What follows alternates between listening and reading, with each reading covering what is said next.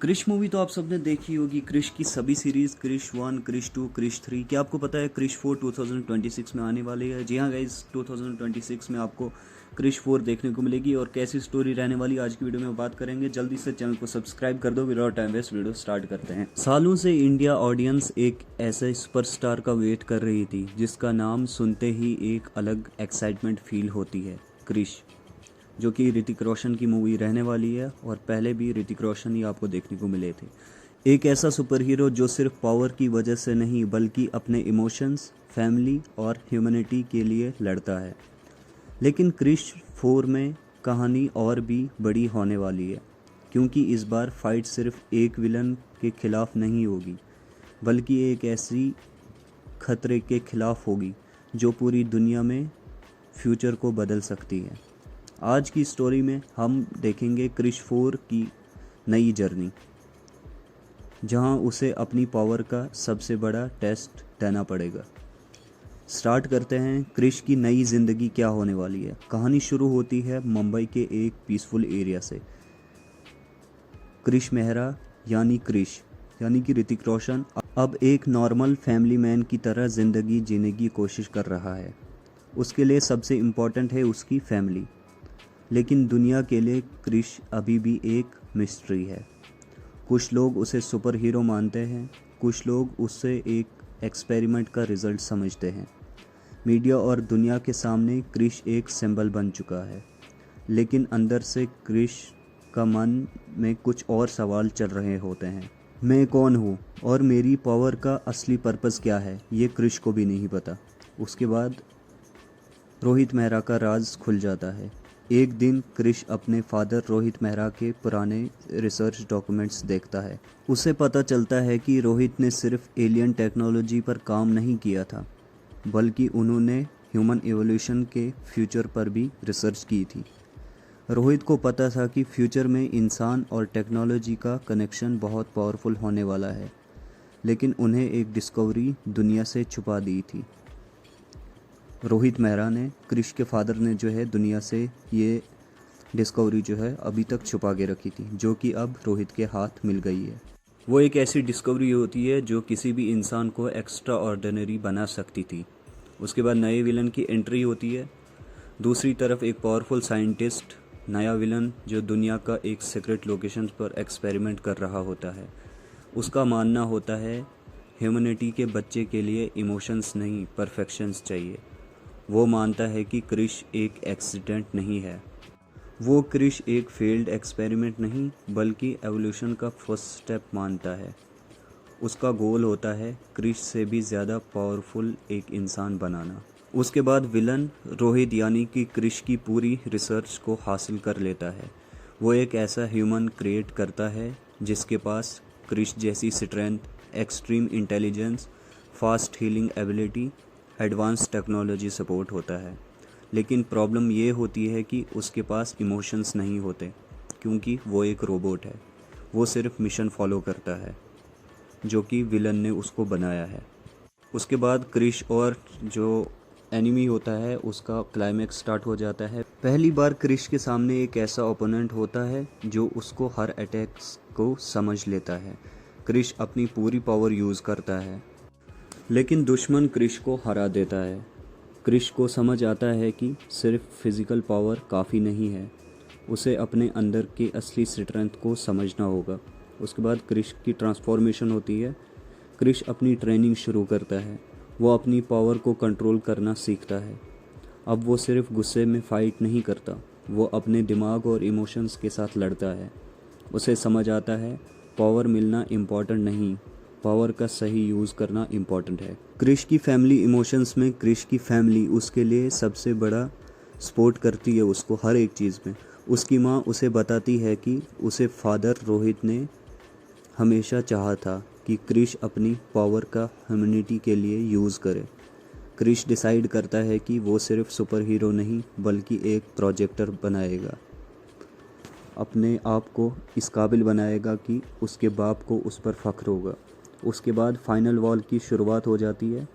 Final war में हमें देखा जाता है विलन एक डेंजरस मशीन एक्टिवेट करता है। एक मशीन का पर्पस होता है कि दुनिया को एनर्जी सिस्टम को कंट्रोल करना। अगर मशीन कंप्लीट हो जाती है तो सिटीज़ कोलैप्स हो सकती हैं, टेक्नोलॉजी फॉल हो सकती है, ह्यूमैनिटी डेंजर में आ सकती है, हर एक जगह खतरा हो सकता है। अब सिर्फ क्रिश ही सबको बचा सकता है। उसके बाद दुनिया पर सबसे बड़ा खतरा ये आता है कि विलन की मशीन एक्टिवेट होने के बाद पूरी दुनिया में अजीब चेंजेस होने लगती है। सैटेलाइट सिस्टम डिस्ट्रीब्यूट होने लगते हैं, इलेक्ट्रिसिटी नेटवर्क गिरने लगती है। लोगों को लगता है कि ये कोई नेचुरल डिज़ास्टर है, लेकिन असली वजह होती है एक इंसान को पागल ड्रीम, दुनिया को कंट्रोल करना। विलन अनाउंसमेंट करता है, जो कि विलन होता है वो अनाउंस करता है, अब दुनिया इमोशन से नहीं चलेगी, अब दुनिया परफेक्शन से चलेगी और मेरे कंट्रोल में होगी। उसके बाद क्रिश की सबसे बड़ी हार हो जाती है यहाँ पर, और क्रिश विलन के बेस तक पहुँच जाता है। वहाँ उसे सामना करना पड़ता है अलग अलग रोबोट्स से। उसके लिए नए एनिमीज़ होते हैं, दोनों के बीच एक मैसिव फाइट होती है। क्रिश अपनी पूरी पावर यूज़ करता है, लेकिन एनिमी हर बार उसे काउंटर कर देता है।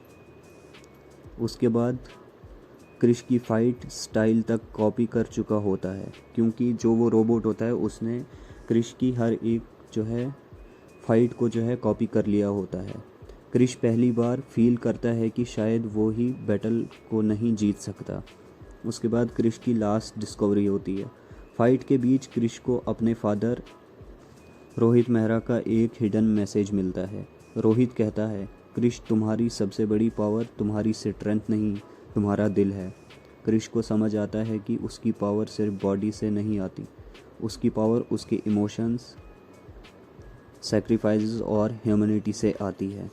उसके बाद क्रिश को नई पावर आ जाती है। क्रिश अपनी पावर को एक नए लेवल पर कंट्रोल करता है।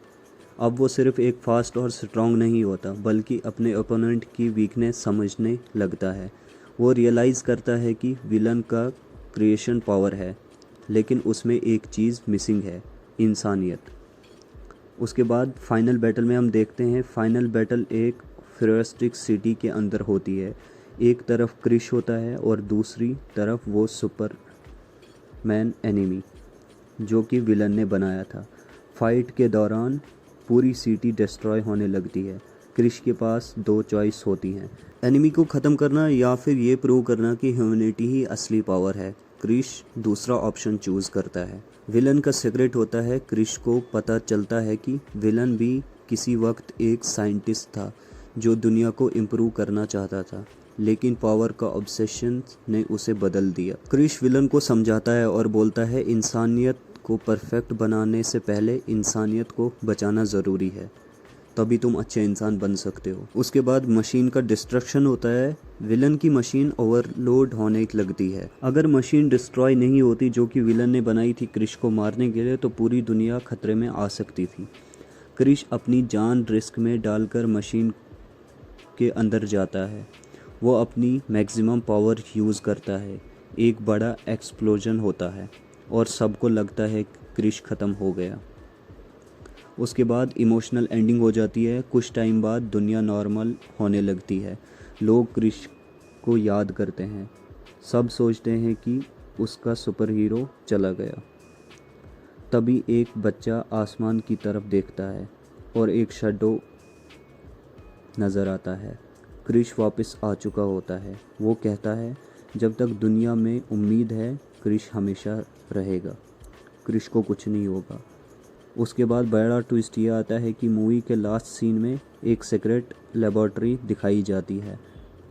वहाँ एक अननोन पर्सन क्रिश का डीएनए का सैंपल देखता है। वो बोलता है, ये सिर्फ शुरुआत थी, असली एवोल्यूशन अब शुरू होगा। उसी के साथ ये वीडियो यहीं पे एंड हो जाती है, यहीं पे मूवी ख़त्म हो जाती है। बाकी आपको क्रिश 5 में देखने को मिलेगी। फ़िलहाल तो क्रिश 4 ही आ रही है, वो भी आपको 2026 में देखने को मिलेगी। और कितने एक्साइटेड हो आप क्रिश 4 के लिए कमेंट में ज़रूर बता देना। वीडियो अच्छी लगी तो लाइक कमेंट शेयर करना, और चैनल पर नए हो सब्सक्राइब करके बेल आइकन को हिट करना ना भूलें। मिलते हैं गाइस बहुत जल्दी एक नई वीडियो के साथ।